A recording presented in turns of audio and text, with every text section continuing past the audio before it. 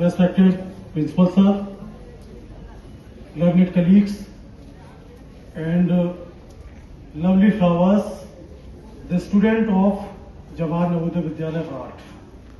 Very good morning to all of you. जैसा कि हम जानते हैं, आज की जो प्रातःकालीन वेला है वो बहुत ही शुभ है, पावन है, क्योंकि आज एक तरफ हम बुद्धिदात्री, ज्ञान की देवी सरस्वती माता की पूजा कर रहे हैं, वहीं दूसरी तरफ ओजस्वी नेता सुभाष चंद्र बोस, जिन्हें नेताजी के नाम से जाना जाता है, उनकी 129वीं जयंती मना रहे हैं। नेताजी सुभाष चंद्र बोस का जन्म 21 जनवरी 1897 को उड़ीसा के कटक नामक स्थान पर हुआ था और वो बचपन से ही बहुत ही मेधावी और देशभक्त बालक थे। उन्होंने अपनी प्रारंभिक शिक्षा को समाप्त किया।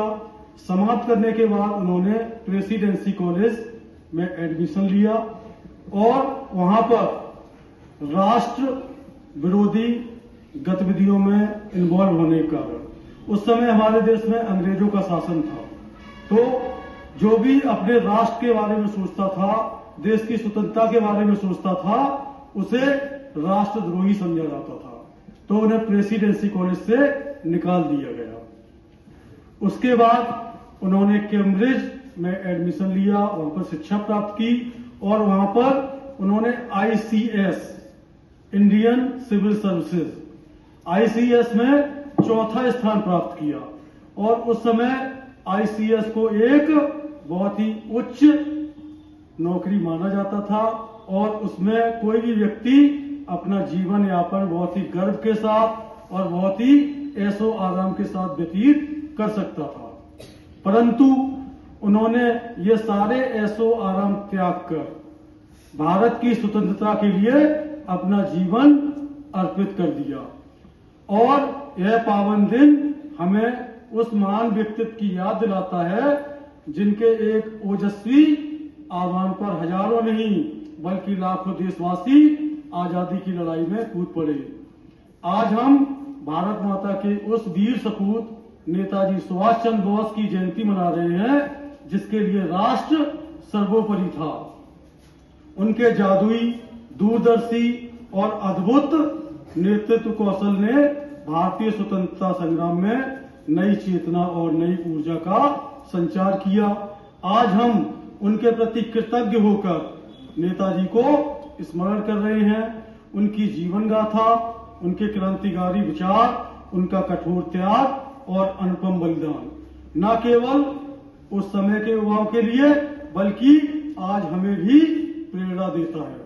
हम उनसे प्रेरित होते हैं और बच्चों, ये गर्व का विषय है कि भारत सरकार ने 2001 में इस जयंती को पराक्रम दिवस के रूप में मनाने का निर्णय लिया और आज हम 6वां पराक्रम दिवस मना रहे हैं। पराक्रम होता क्या है? पराक्रम का मतलब हमारे अंतर्मन में साहस, शौर्य, आत्मबल, राष्ट्रभक्ति और सत्य के पथ पर अडिग होकर चलना, ये हमारा क्या कहलाता है? पराक्रम। हमारे जो नेताजी थे उन्होंने एक नारा दिया था, तुम मुझे खून दो, मैं तुम्हें आजादी दूंगा। बच्चों, उनका कहने का तात्पर्य ये नहीं था कि आप उनको अपना खून निकाल कर दो। उनका मतलब था अपना जीवन पूरी तरीके से राष्ट्र के लिए समर्पित कर दो, अपने जीवन को बलिदान दे दो और इस तरीके से क्या होगा, भारत में स्वतंत्रता प्राप्त की जा सकती है। और उसके इस आह्वान पर ऐसा नहीं था कि लोग डरते नहीं थे, लेकिन उन्होंने क्या था, डर के ऊपर एक जीत प्राप्त कर ली थी और जितना ज्यादा अत्याचार होता था उतने ही वो ज्यादा सहनशील बनते जाते थे और अत्याचार के प्रति बिना टूटे हुए खड़े हो जाते थे। जैसा कि नेल्सन मंडेला ने कहा है, such type of operation is required to create heights of character. इस प्रकार का उत्पीड़न, इस प्रकार का शोषण आवश्यक होता है, तभी एक उच्च चरित्र के व्यक्ति उत्पन्न होते हैं। और अंग्रेजों ने इतना शोषण किया कि उस समय इस प्रकार के चरित्र उत्पन्न हुए कि उन्होंने हमारे देश से अंग्रेजों को खदेड़ दिया और हमें स्वतंत्रता को प्रदान किया। इसके साथ ही बच्चों, रोज हम लगभग प्रत्येक जगह बोलते हैं जय हिंद, जय हिंद। और ये जय हिंद का जो नारा था, ये भी सुभाष चंद्र बोस ने दिया था। और इसके अलावा उन्होंने एक नारा और दिया था, दिल्ली चलो। दिल्ली चलो से क्या तात्पर्य था? दिल्ली से अंग्रेजी शासन को उखाड़ फेंकने के लिए एकत्रित हो जाओ और अंग्रेजों से एक लोहे की टक्कर ले लो। उनका जन्म 23 जनवरी 1897 को उड़ीसा के कटक नामक स्थान पर हुआ और उन्होंने देश की सेवा से बड़ा कोई भी पद नहीं माना और देश की सेवा के लिए अपना जीवन व्यतीत कर दिया। उन्होंने बहुत ही संघर्ष किया हमारे देश की आजादी पाने के लिए। उनके मृत्यु के बारे में कुछ इतिहासकार कहते हैं कि एक वायुयान दुर्घटना में उनकी मृत्यु हो गई। वहीं कुछ लोग कहते हैं कि अभी तक उनकी मृत्यु नहीं हुई। लेकिन बच्चों, मैं कहना चाहूंगा, इतिहासकार कुछ भी कहते हो, लेकिन हम कहते हैं कि सुभाष चंद्र बोस हमारी आत्मा में बसते हैं, हमारे दिल में बसते हैं और वो हमेशा के लिए अमर हैं और वो कभी भी मर नहीं सकते। हमारे बीच हमेशा जीवित हैं, अमर हैं। बच्चों, इस पराक्रम दिवस के अवसर पर हम कौन से पराक्रम कर सकते हैं? आज हम लोगों को किसी युद्ध में या किसी अंग्रेजों के विरुद्ध या किसी दूसरी ताकत के विरुद्ध लड़ने की आवश्यकता नहीं है। लेकिन आज हम क्या पराक्रम कर सकते हैं? हम जो पराक्रम कर सकते हैं वो है अपने देश की जो सार्वजनिक संपत्ति है उसकी देखभाल करके। अपने देश की सार्वजनिक संपत्ति को हम नष्ट ना करें।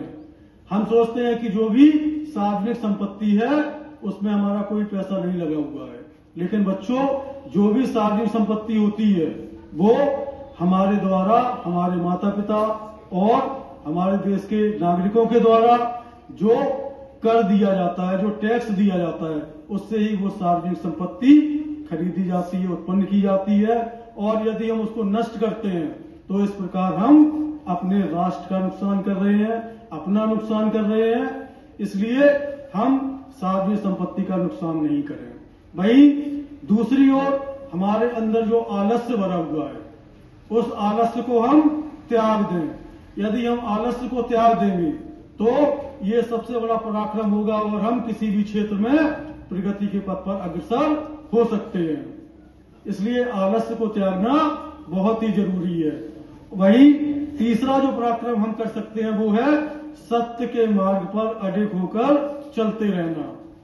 जो भी सत्य चीज है उसको हम अपनाएं और सत्य के मार्ग पर अडिग बने रहें। इस प्रकार से हम क्या कर सकते हैं? अपने देश की प्रगति में एक महत्वपूर्ण भूमिका अदा कर सकते हैं।